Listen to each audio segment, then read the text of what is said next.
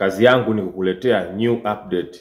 Sasa twende tumsikilize mama wa Gen Z au mama wa kina Gen Z, ana ushauri gani, ana lipi la kuongea, ana mtazamo gani? Twende tumsikilize wote kwa pamoja. Mwigulu Nchemba unatumika kumpaka mtu rangi. Hata ujapompaka rangi, hata kuwa mweupe, unajisumbua tu. Yaani naonyesha jinsi mlivyo na njaa. Njaa na pesa ambazo sio za haki, kutafuta mishahara ambayo sio ya haki. Kwenda kumtetea mtu ambaye chochote anachokutuma wewe unasema tu. Lakini kwenye viapo mliapa kabisa kwamba nitamshauri Mheshimiwa Rais, nitamshauri kwa kadri, kwa hekima na nini. Mbona hampi ushauri sasa mpaka na haribu hivi? Hampi ushauri wote, sana ndio mnamnyamazia, mnamsupport, mnataka kuja sasa mnampaka mafuta kwa chupa ya mgongo. Hapana. Wala hata mjapo tafuta kumtakatisha, tunaufahamu, tuna akili. Kama amekosea tu. Kwa nini hakutaka suluhu kabla ya nani?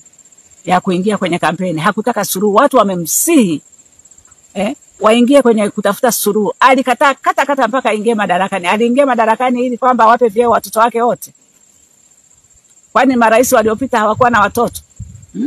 Hata Nyerere alikuwa na watoto ambao wamepigana kwenye vita ya Uganda. Andrew amepigana vita ya Uganda, alikuwa ni pilot wa jet fighter kwenye vita ya Uganda pamoja na John aliyefariki.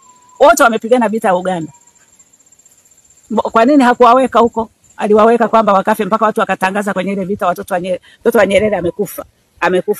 Alikuwa vitani anapigana kwa ajili ya nchi yake. Leo anamuona kama hana maana. Sisi tunayemfahamu tunajua ana maana, maana alipigania nchi yake kwenye vita ya Uganda ya Idi Amin. Na alikuwa pilot wa jet fighter. Pamoja na mtoto wake mwingine John ambaye amefariki, alikuwa ni pilot. Wote wawili wamepigana ile vita. Bakongoro Nyerere amepigana vita ya Uganda. Sio kwamba hakupigana. Leo watu wengine wako majumbani tu wanakula pesa ya wizi hapo. Hakuna nchi wanayoipigania wala nini. Wanaonekana kama hamna maana. Tunaufahamu kabisa. Tunaufahamu, tunajua. Hatujazaliwa leo.